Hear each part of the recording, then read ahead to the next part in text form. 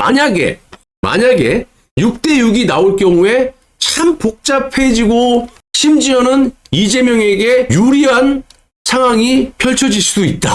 아우, 소름 돋습니다. 이건 뭐 말씀을 드리긴 드려야겠죠. 일단 이번 전원합의체에서는요, 조희대 대법원장이 캐스팅 보트가 될 수 없다고 합니다. 즉 6대6이 나올 경우 관행은 차치하고, 일단 관행은 여기 필요 없어요. 이제 관행이 구체, 법도 안 지키는 놈의 나라에서 무슨 관행이 필요해. 법원조직법 66조에 의거해서 법대로 해야 되지 않겠습니까? 자, 만약 6대6일 경우, 즉 가부동수 동률일 경우 캐스팅 보트가 없기 때문에 원심 판결을 변경할 수가 없다고 해요. 쉽게 말씀드려서 지난 고등법원에서 항소심 재판에 이 우리법 연구회 출신들이 이재명이에게 아무런 추가 증거도 없이 아무런 논리 근거 자료도 내놓지도 않고 그냥 뭐 설명서도 내놓지 않고 그냥 무죄 이러고 끝내버렸잖아요. 그게 원심이에요. 항소심 재판의 원심은 1심 1년 징역형 2년 집행유예가 되는 거고, 대법원의 원심은 그 전 이재명이 무죄 받은 고등법원의 판결이 이제 원심으로 봤을 때, 지금 6대6 가부동수가 나왔을 때, 동점이 나왔을 때는 무죄가 나온다라는 거야. 왜? 법원조직법 66조에 딱 나와 있다. 원심 판결을 동점일 경우에는 변경할 수 없다. 그 원심이 고등법원 무죄 판결. 그거를 뒤집을 수 없다라는 거야. 전원합의체라 하더라도. 그래서 6대6이 나오면 이재명은 무죄다. 아, 진짜 뒷골탱기네 말하면서도.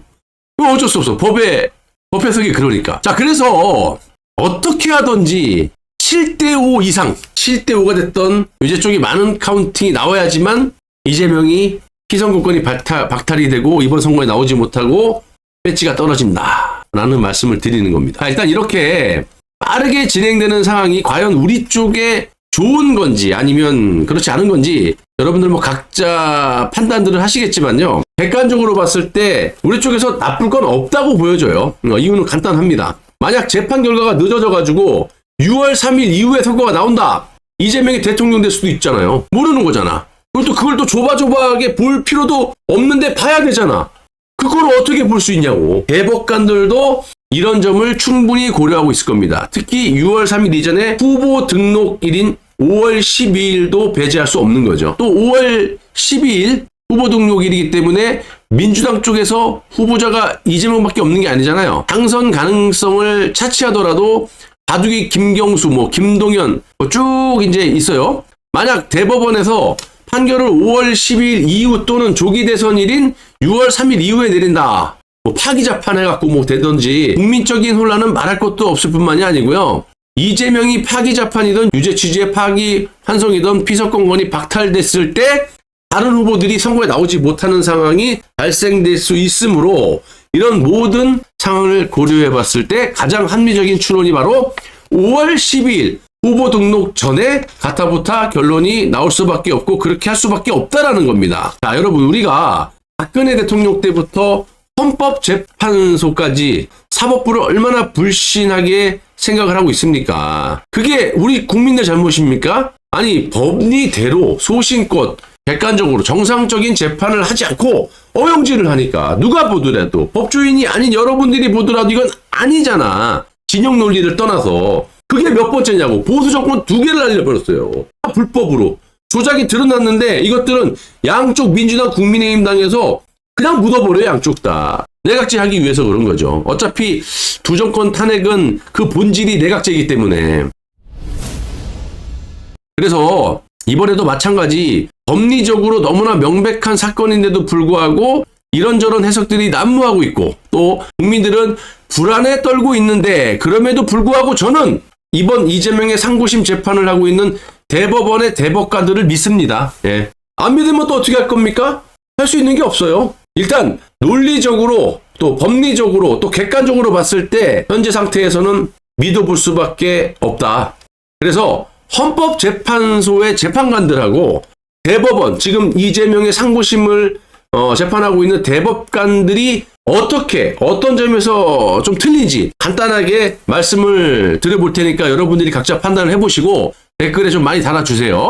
자, 먼저 헌법재판소의 재판관들의 임명권은요, 아시다시피 총 9명이죠. 대통령이 3명, 대법원장이 3명, 국회 3명이야.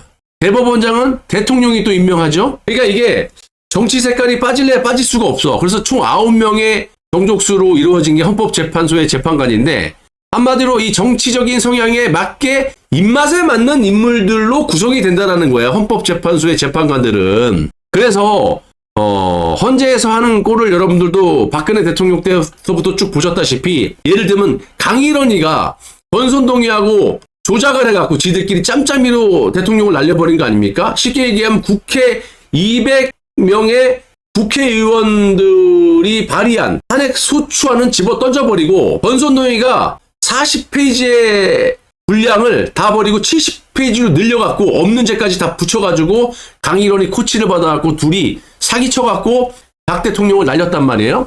그래갖고 헌법 그때 주심 재판관이 강일원이었는데 그놈 지금 김앤장이가 있어요. 그렇게 뒷거래를 한다는 얘기지. 그래서 어용질을 많이 한다라는 거야, 한마디로. 나를 헌법재판소에 꽂아줬으니까 마흔여기 같은 놈, 일을 쓰고 법을 바꿔서라도 마흔역 자동임명법? 참나. 아무튼 그래서 헌재에서 하는 꼴을 보시면 정치재판은 뭐 기본이고, 안면 몰수 어용 판사들이 자동적으로 생성이 되고 그 농도가 짙어질 수밖에 없는 거예요. 뻔뻔하기 그지없지. 또 뒷거래가 살벌하다라는 건 뭐 볼 것도 없는 것이고, 이번에 여러분들 윤석열 대통령 탄핵시킨 놈들 있잖아. 뭐 대표적으로 문영배라든지 이런 애들 한번 보십시오. 얘네들 퇴임 후에 어디 가는지. 내가 볼 때 김앤장 많이 갈 겁니다. 김앤장. 반면에 이 비교적 정치 성향의 테두리 좀 밖에 있다고 볼 수밖에 없는 이 대법원의 대법관들은 정족수 전원이 대법원장이 추천을 하고, 추천한다고 임명이 되는 게 아니잖아요. 그냥 내려 꼽는 게 아니기 때문에 추천을 하고 국회에서 동의를 얻어야 돼요. 그러면 좌우 국회의원들의 동의를 받고 대통령이 임명을 하는, 이렇게 3번에 걸쳐서 검증이 된 실력 있는 분들이 대법관을 맡고 있다는 겁니다. 한마디로 헌법재판소의 재판관들보다는 비교적 색깔이 좀 없는 편이고, 물론 뭐 50억 권순일 외에는 그닥 뭐 대법원에서 권순일 만한 저런 놈들이 없죠. 안면 몰수로 이재명 빼주고 이런 놈들이 없죠. 그래서 매수나 뒷거래 칠 확률이 헌법재판소에 비해는 없다라는 거야. 확률적이지만 실제로 헌재 판결과 대법원의 판결을 좀 비교해 보시더라도 확연하게 어용질을 어디가 많이 했고 어디가 안 했는지를 알 수가 있을 만큼 차이가 나요. 누가 보더라도 성향이 좌파 성향들이 많은데, 예를 들면 이제 김명수 대법원의 대법관들이 봤을 때, 근데 보수 진영에 있는 사람들 빨갱이들하고도 붙었을 때도 7대5 이렇게 스코어로 무죄를 주고 이런 경우도 있었어요. 그러니까 보수 쪽에 유리한 판결을 내리는 경우들이 많단 말이에요. 그러니까 그만큼 좀 헌법재판관들보다는 소신이 있고 강단이 있고 프라이드도 있고 법리 해석도 나름 소신껏 한다. 양심도 좀 있고. 양심 얘기가 나왔으니까 말인데, 지금 뭐 12명의 대법관 중에 확실한 좌파가 뭐 한 서너 명 있었다고 해요. 근데 우리가 객관적으로 알고 있는 오경미, 이흥구는 뭐 우리법 연구회, 노태악이 중앙선거관리위원장, 부정선거에 목마른 분들을 엄청나게 때려 죽이고 싶어하는 그런 놈이죠. 저는 이놈이 양심이 있다고 보진 않아요. 근데 어쨌든 뭐 이런저런 핑계를 대고 선거법이니까 선거관리위원장이고 그러니까 뭐 회피 신청을 하고 지금 나갔단 말이에요. 그리고 우리법 연구회 출신 이흥구라는 이자를 보시더라도요, 완전 좌파인데도 불구하고 조국 재판 당시에 조국하고 친구래요. 우리가 봤을 때 좌파만 해도 조국을 도와줘야 되잖아. 그런데 도와준 게 아니라 이자 역시 양심에 찔렸는지 회피 신청으로 빠졌어요, 재판에서. 그래서 조국이가 날라갔잖아.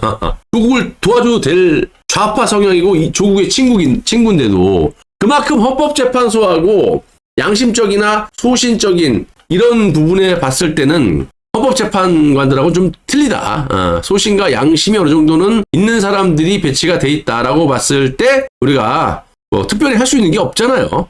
이번만큼은 대법관들 판단을 좀 기다려보는 것이 낫다고 저는 봅니다. 예.